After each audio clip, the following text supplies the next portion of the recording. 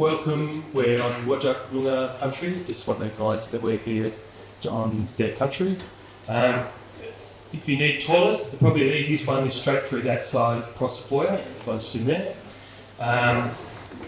So without further ado, we'll get going. Launching the book tonight, we're very happy to have the federal member for the seat of Fremantle, Josh Wilson. He will be launching the book, and then after that, I'm sure Alan will read some poems or take questions or generally entertain questions. I'm sure, yeah, he's happy to sign your copy. But again, thanks everyone for coming, and without further ado, Josh Wilson. My dad had a copy of the night markets when I was finishing high school, so I would read the night markets around 1979. I guess my last year at Swanbourne High School. It's a great quote on the jacket from Chris Waltz-Kraut, the poet, who wrote, "Here is a poet who has a voracious appetite for all those things that make a truly helpless dazzle: habits, party politics, sexual intrigue, suburban modulations." And that's absolutely right. That's the line throughout kind of albums through about species. The next year I started an English degree at UWA. I was definitely enough of a wanker at that age to enjoy telling people how much I really rated this prize winner, that verse novel. What I probably didn't admit was how much I agreed with Chris Waltz-Kraut about the dazzle of Australian politics done in a self-described Wearne style, and not by gossip with imagination. And in this book, it makes business by giving us Lou on the Ute, Caps, Gunfight, Bob Hawke as himself, and even Alan Wearne as himself. What Alan does so well in this book, and has always done, is he gets all the downstage and backstage bits where no life are the best bits. He gets what people say when they don't quite know what it is they want, or when they're trying to figure themselves and other people. And I still feel like I'm in that position premature too. When it comes to how we do politics in this country, which is easy and I think characteristically Australian to say is or can be a bit of shit, Alan has always been prepared to read the stuff that's not just cutting, but also heartfelt and meaningful. No one writes about Australian politics as cleverly, affectionately and sharply as Alan did. This is from the Yarraville Confidential section. What's politics? That's when the human race combines the threat, the soft cell and the matter. It is the child when gossip mates with data. And it's been going on since the week cut. Worth remembering that the days of the night markets published in 1986 were also the Bob Hawke days. I have to say it's lovely to spend some time with Bob in his business. There's a line in the John McTaggart section of the night markets that stuck with me at the time, and the line is, "Power creates those who believe in causative works." And here in Big's business, in what Alan describes as a swinging seat, we get from Bob himself. "My liberal friends," confided Hawke, "inform me he blames a double-dealing wife, cheated with cliche spouting featherweight boozer. Yep. Never taking needless to say, I have a personal interest in the idea that Labor politicians are an essential part of Australian life, and happily when I read Alan Wearne, I can believe that just might be true. It's not a high-flown and shiny Camelot version of politics, because it's a world way of living that's shaped by the Australian vernacular. It's a politics that's not without intensity and conviction, but one that always involves an escape valve or a trapdoor that is functionally egalitarian, even if its motive force is a deeply ingrained tendency to take this. And that's not a bad thing, like it. So long as we do manage along the way to recognise WS and not conviction too, in the city. Anyway, 20 years after I read the night markets, 2008, 2009, I was teaching as a sessional academic in the English department at Curtin before I got into politics, and someone said that the poet Alan Wearne was he was teaching there at the time to do with a lift home to Freo after his class on Thursday night, to a class on Thursday night. So I found myself deeply valid.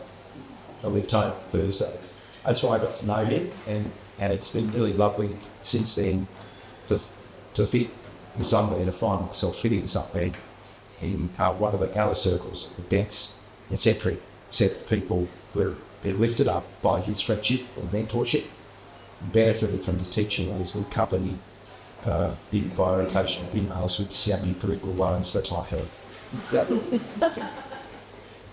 It's probably a result of how I came to first read and meet Alan, that I do find it hard to this day to keep Alan the poet and Alan the person, Alan the character in Alan's life's work completely separate from one another.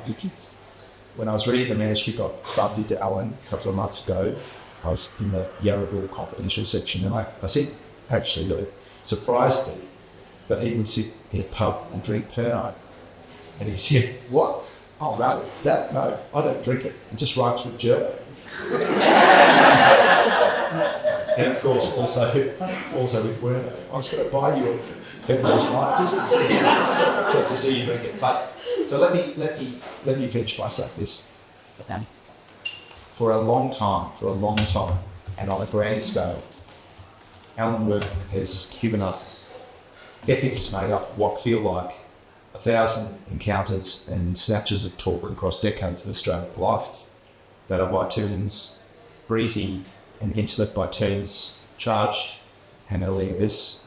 All of those multitudes piped out through the double-sided dazzling of his verse, providing on the one hand this sharply crafted observation of detail about who we are, what we have to say about it, and energised on the other hand by the playfulness, wit, the calendar derives from the requirements.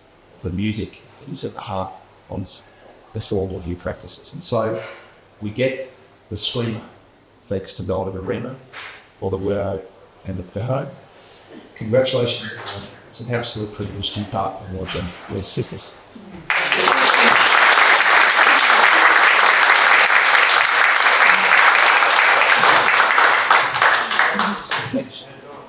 Isn't this way, but yes, I'm doing this way off.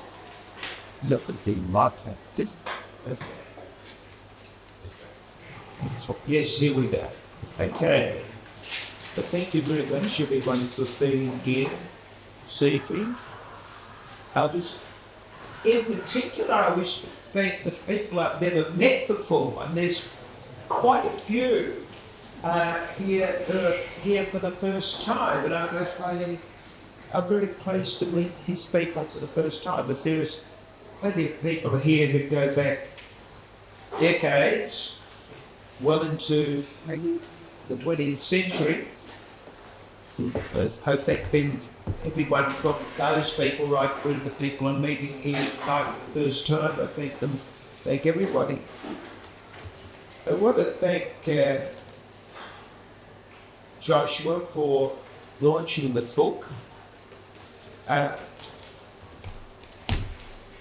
It was intriguing just to hear his vision of what I am as a poet. Yeah, that was probably the vision I was getting there, and I thank him very much for his attitude towards that.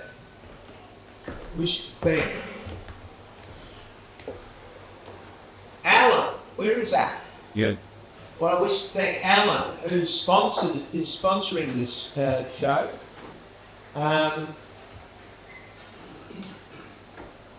In his role tonight as Mr. Speaker, bringing the House to order. I want to thank my publisher, David Musgrave, who these launches, there were one in Wollongong, one in Sydney, one in Melbourne, and now this one, had to occur prior to the actual publication of the book, which is in October, primarily because I had commitments at the University of Wollongong, and we had to fit these events in with them. I wish to thank Maggie, my spouse, who has lived this book. She didn't write it, but she has lived with this book for years. And in particular, going through it ruthlessly with me. And then being very much involved in publicising it through connections and things like that. I do thank her very much for that. She's had to not put up with it, I don't think that, because I think she has enjoyed it, but still she's had to sort of be part of this whole book. Quite extraordinary. This book, I don't know if Joe's here tonight, it was designed by a man called Joe Skerry, Wollongong based. It says Wollongong, tracked him down. He designed it based on artwork by a man called Bevan Honey, who again cannot be here tonight. He's, I think, wasn't cheered overseas as he speaks. Both men need to be acknowledged. Every time someone has seen a copy of the cover or seen the book, they have basically exploded with delight about the actual cover. Again, the book itself, I'm very pleased to receive this to look at this cover, and I thought that was a big plus for the book, and it is. It looks fabulous. Like I said, over there, Alan's got a couple of copies based there, and it does stand out. So it'll be standing out on bookshelves, in bookshops, and then hopefully from bookshops on the bookshelves. We also thank, as we did last time, Loudon, Lord, who is filming all of this. We thank him for doing that as well. Eventually there will be film footage of this on my website. You can track it down. Yeah. I've got a number of items that I would read from this work. And there's about 3 or 4. The first one is the second of these poems, and they're a sequence of narrative poems. And this is the second one, which is spoken by an Australian composer who came back to Australia after 40 years in 1960.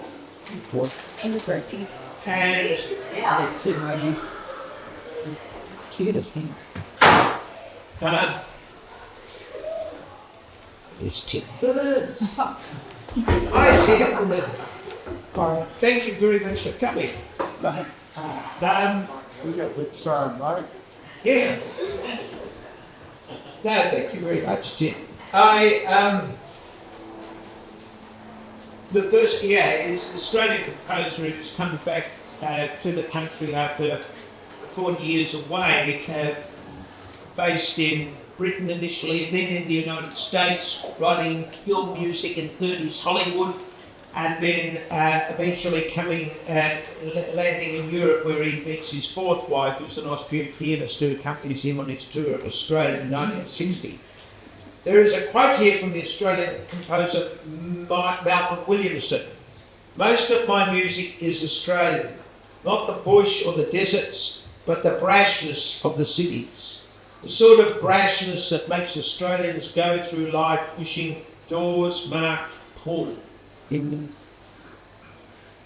think that's a good attitude to have in Australia. That's cool.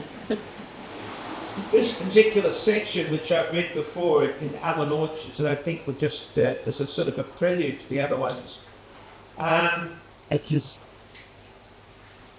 is about his life in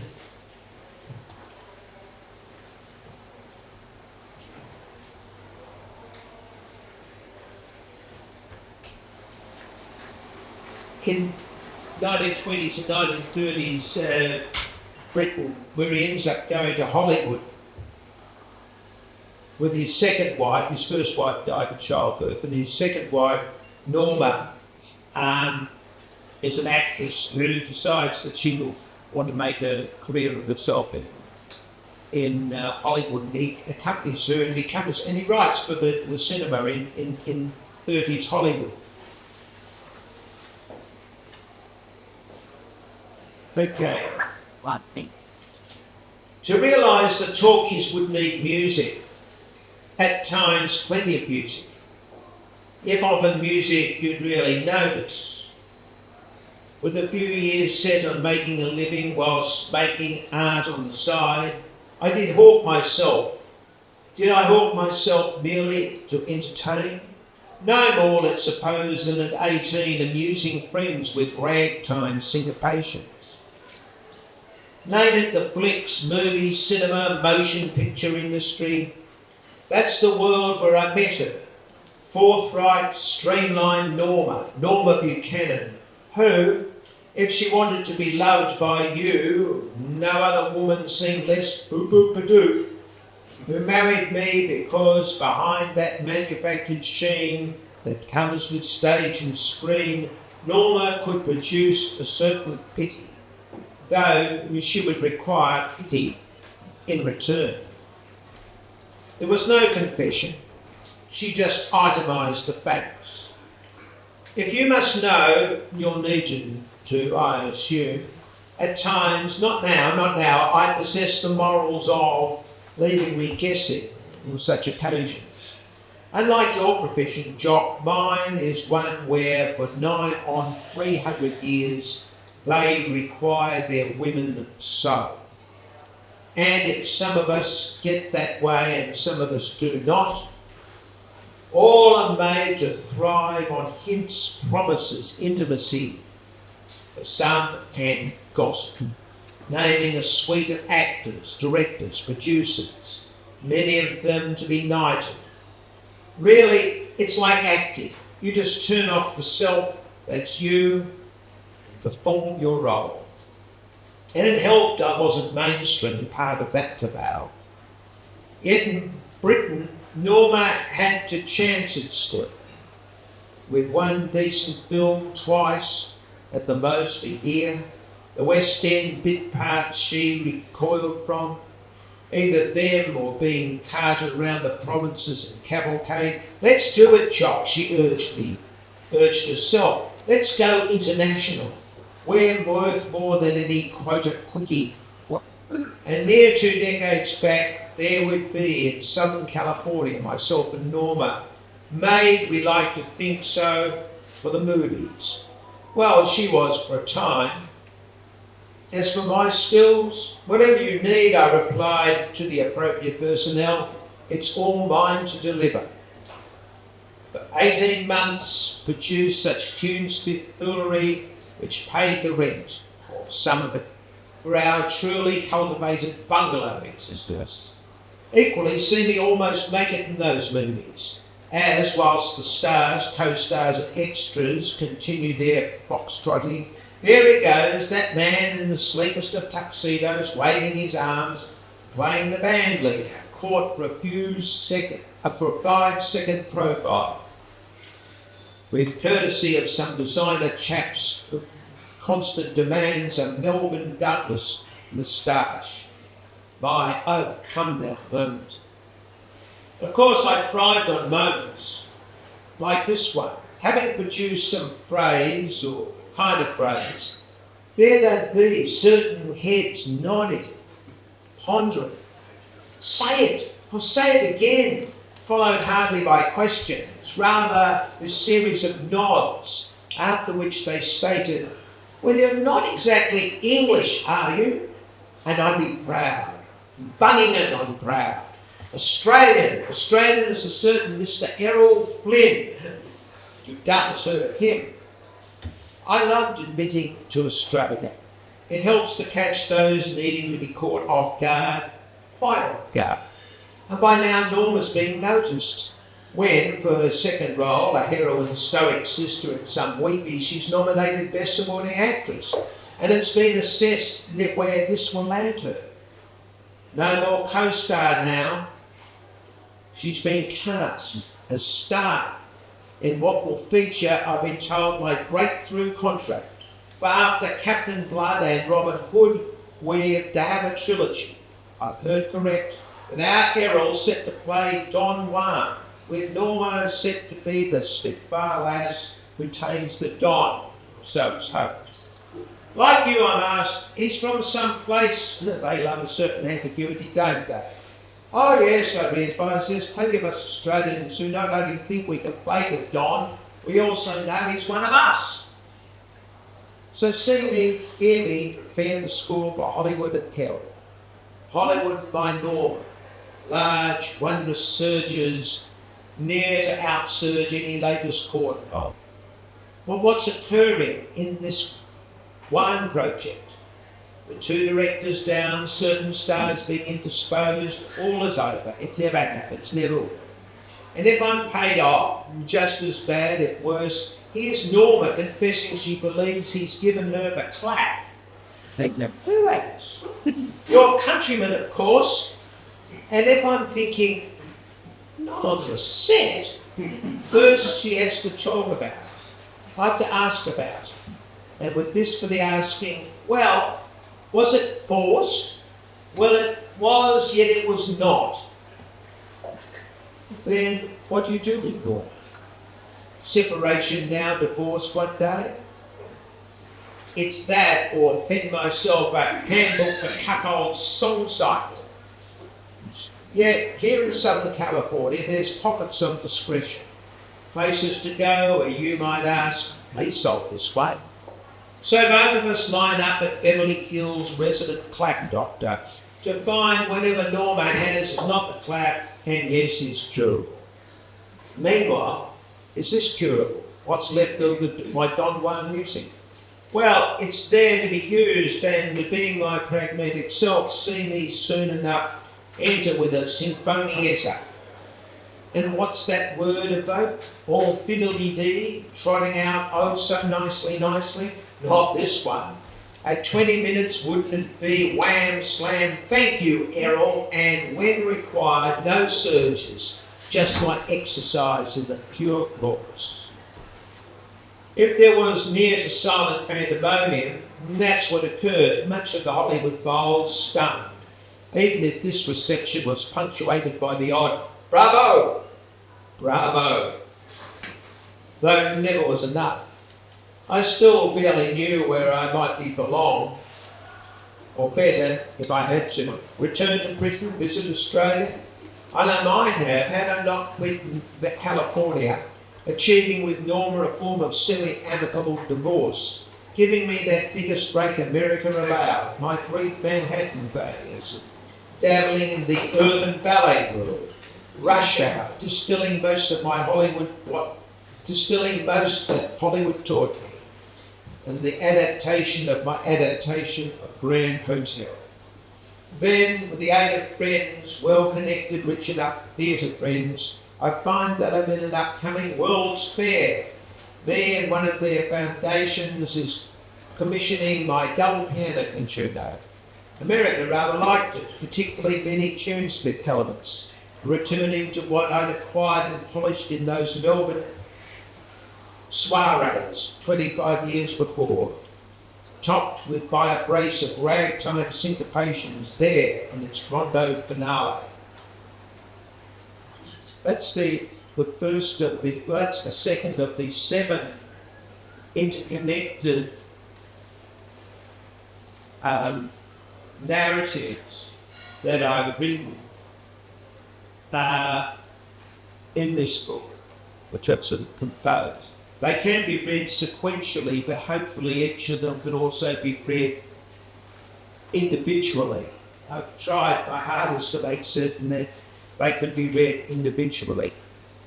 I'm going to read a few sections from the final one, Yarraville Confidential, but which is set in contemporary world.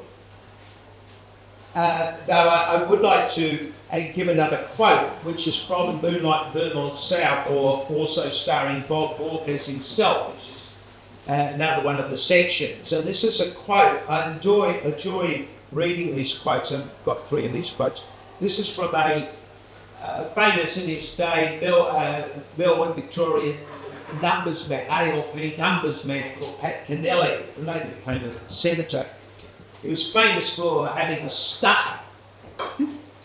And he says here, I don't care who's got the numbers, brother, so long as I get to count the votes. Which is, I think it's what's that? Apropos. Yes, it's going to be down. What? November 5th? So, The third quote comes from this section called Yarraville Confidential, which I will find here. And yes. it's quite from Marx.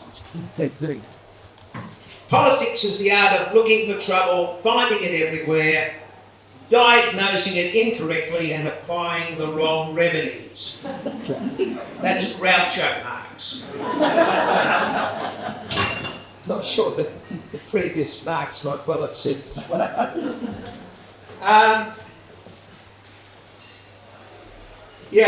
These narratives, there's a whole group of them in the middle which are basically propelled by Australian politics in the 1960s, 70s and 80s, which to basically introduce a section would probably mean that we would be speaking for as long as the poem lasts. So I've chosen 2 things from the final section, Yarraville Confidential. How many people here know where Yarraville is? Yeah. A few, yeah. Yarraville is an inner western suburb of Melbourne. It is becoming more and more gentrified, but because it wasn't on the eastern side, the southern side of Melbourne, it still is. It is changing quite a bit. These people live in Yarraville now. They've moved there, but this is a speaker called Hayley. The speaker's a woman called Hayley, who is the daughter of Angela, who is the Victorian Deputy Premier, Labor. And there is also her sister Bianca, Hayley's sister Bianca. And there is also a man called Eddie Moon, whom I've described as being like a poor man's Tony Abbott. Whatever you say.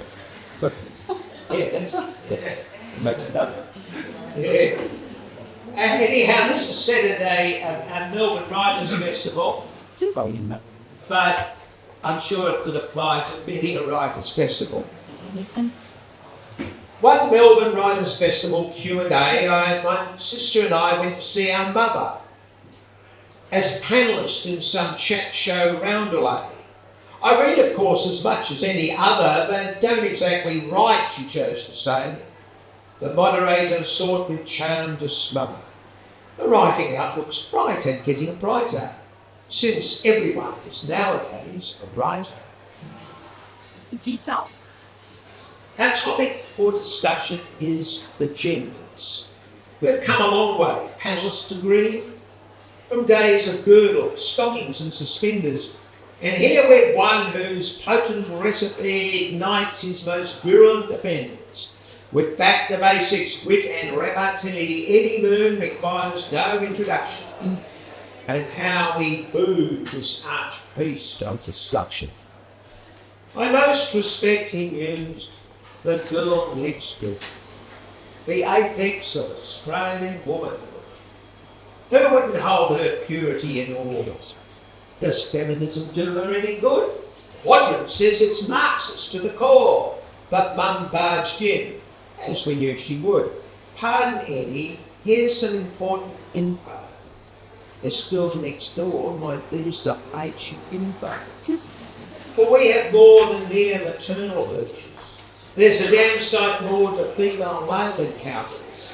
He felt such comments worse than Stalin's purchase.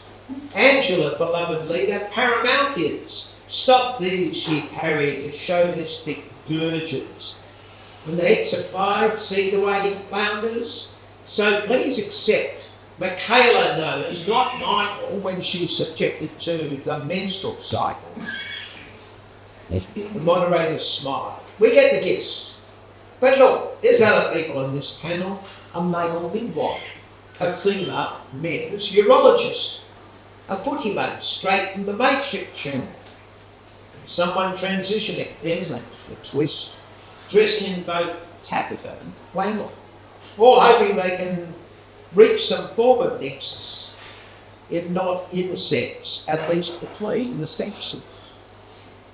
As theories and schemes were now promoted, some objections raised were vehement. With midwife dumped, mid-partner got floated. How non-sexist will we ever get? Though mainly all was banter, sugar-coated, with remarks that rarely raised a slipper. The footy mate soon caught on pretty quick. I reckon it's a bit like kick the kick. Anyway, of course, everybody scuffled, and metaphor continued sleepless left. Though one could sense the anger getting ruffled. Is this art? You call it intellect? Muttering as exit would be shuffled. Give me a beer, all tolerance lies wrecked. How can we get that moderator pension? Writers, they said, another book was mentioned. A reception next occurring in the foyer saw high-priced wines set to make you swoon. Rice paper rolls being dipped in soya. A young guitarist with her songs to croon. This five-star hubbub worthy of the Goya, all backdrop to our meeting any moon. Hide, said Mum, your hash pipes and your roaches. The member for South Yarra now approaches. Women meet our resident alpha male, unless of course he finishes as Omega. He rode the slide to Cora would prevail, for our acquaintance seeming very eager to say the word iffy on our trail, and hinted at some motel south Bega. The anchor growled whilst he went joking, joking, then headed off to do a spot of smoking.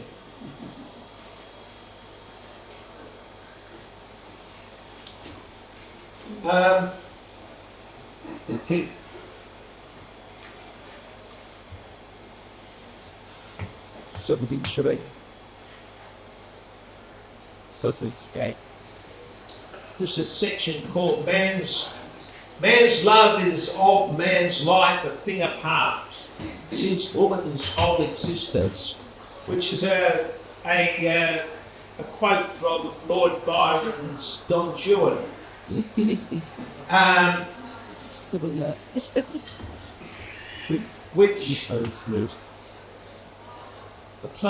Which doesn't quite apply to this particular section.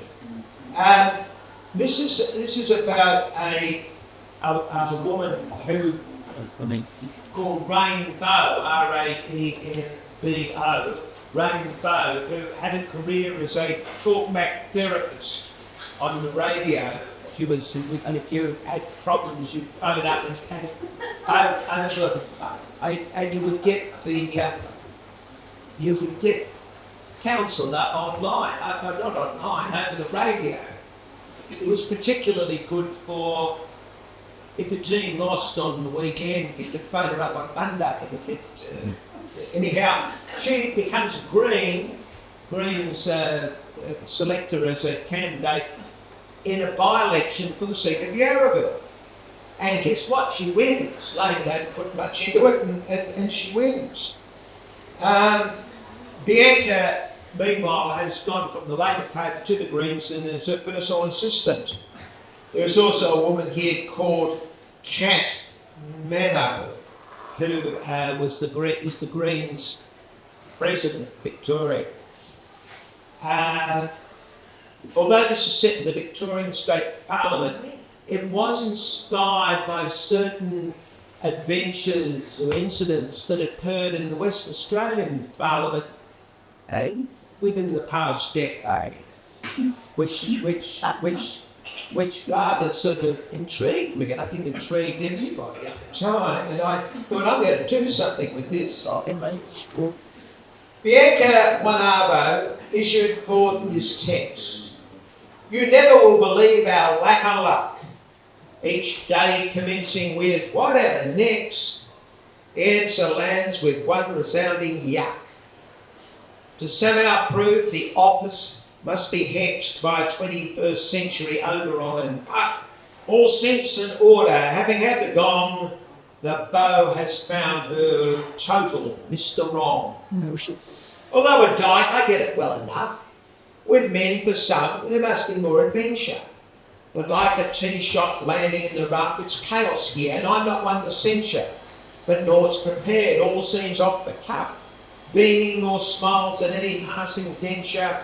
Rain's lost at Haley, coming in at noon, after she spent all night with Eddie Moon. Rain thought the speaker yelling, "Order, order," was not the reason she had been elected. Debates, if you could call them that, they bored her. One side salt, whilst the other hectored. Unlike talkback, everyone ignored her. And even smiles were glared at and rejected, except for Eddie, who made her feel quite sane, took the time to utter, "G'day, Rain." Late one evening found her in his office, like a mewing kitten, or some lap dog pooch. "I'm still," she sighed, "a parliamentary office. You need," he offered, "a shot of A-grade hooch. Or this," he posed, "tax-free from my coffers," approaching the mouth to give the softest switch. Slightly recoiling, "You somewhat bet your life," she posed the question, "Have you a lot?" Raised a hand which hardly caused much slowing. Clutching, he applied it to his lips. Where's sort of this trial separation going? Why did she place her hand upon his hips? Because little in her soul had seemed so glowing since those few mid-20s acid trips. Plus what man had touched her since that day, her partner sought to tell her he was gay. How long was it since she'd been in the clinches, with flesh aflame, with conscience numbing? Now Eddie's ardour, ingrained by the inches, certain phrases through her brain were drumming. Some mad as hell outburst like Peter Pinch's. Though for an MP that was unbecoming. Well aware of his efficient spousal, but also well aware of her arousal. Consider also questions if she gave it. Would Rain emerge the creditor or debtor? And other options that her mind were raving.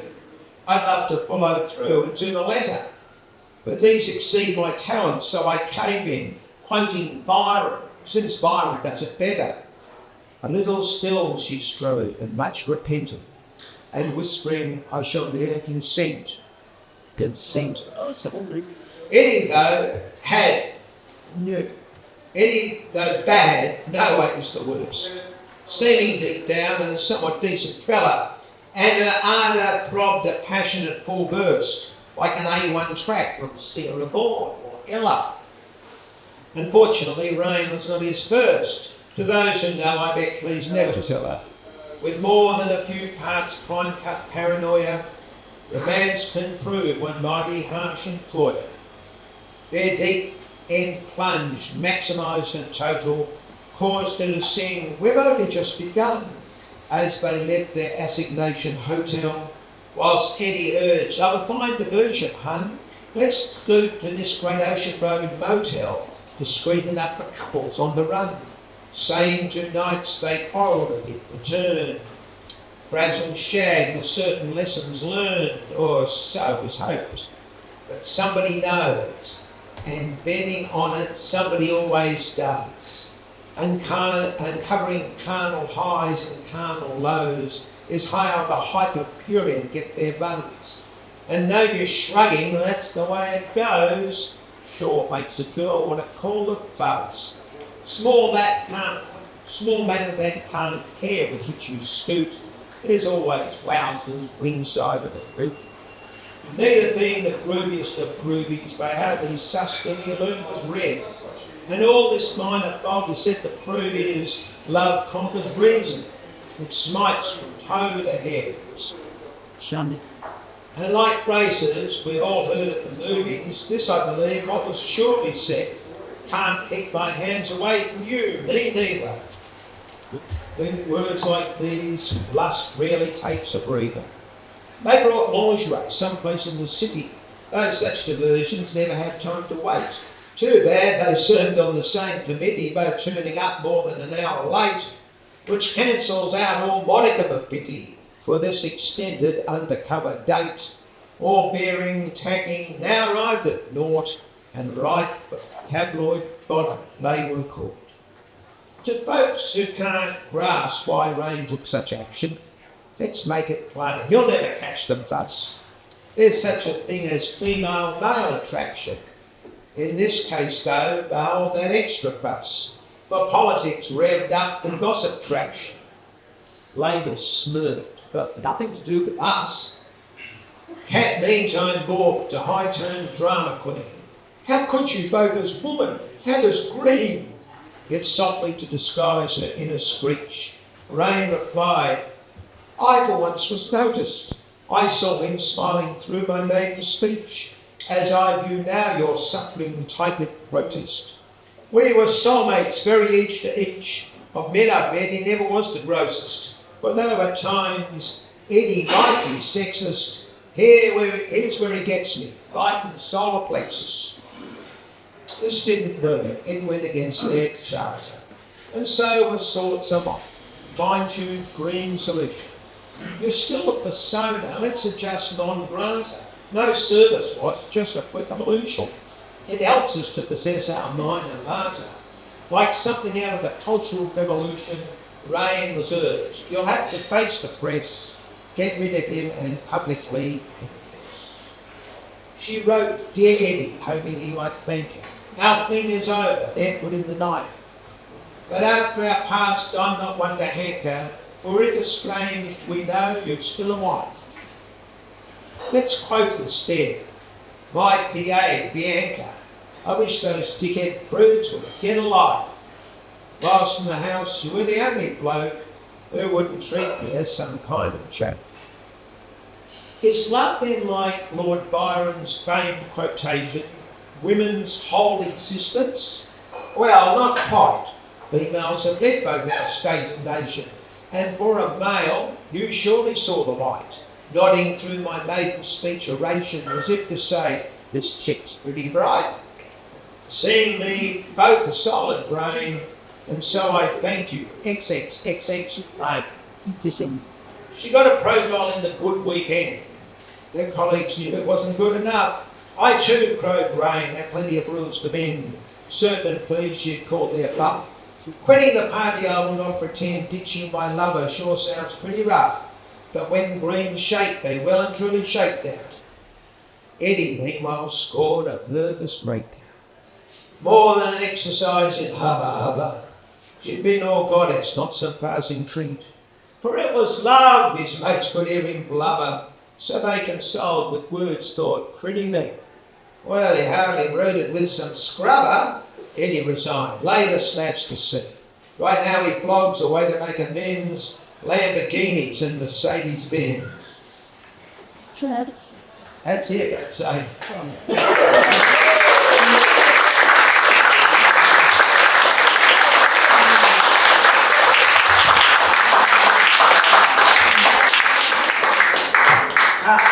You don't have any questions, do you? Really, no, you can say, sure, by the way, there may be certain people who are Liberal Party members or Party supporters here. Eddie, you know, is set up as a Liberal Party chum's word, that's it. But earlier on in the novel, Labor does possess that candidate from hell. So if you want to meet the candidate from hell, I'm talking. No, she can't take else is like. I'm sure the Honourable Member respect you candidates for the Honourable sometimes. That's a great question. Okay. Hey, I've got a question. Yes. Hey, mate, when you're writing this stuff, there's so much you write. How do you do it? Does it just flow from your pen, or do you have to sort of wake up at midnight and get the inspiration? How does it happen? How do you do it? This is still working. Yeah. Joe Park asked me how do I do it. I basically got inspiration through reading other poets to be able to do that. Particularly that last section, which is the same. It's called a Tarbarina, and it's the same format as Lord Byron's great comic epic Don Juan. It's not Don Juan, it's Don Juan, because he rhymes with true one, new one. That's Byron breaking the rules. But I often, in those sorts of situations, I see what people have done in the past, and I say, not, I can do better than that, but it does give me the impetus to try and use that as some kind of challenge. How do I write it? I don't know. I mean, I don't know how I do it. I have compared writing poetry with sitting, and I think a lot of you will remember this here. I compare it with sitting for exams. Right, is sitting for exams, and it may well all come out and stuff like that, but in my time, say from Year 11, Form 5 through the end of university, I only remember one exam which I took and one question which I answered. I mean, it's at that kind of intensity. It's at that kind of intensity that this may apply to a lot of people here. It's got that kind of intensity that you just don't know what you know what you're doing, but I can't go back and sort of say how do I do it. I know that I've had a lot of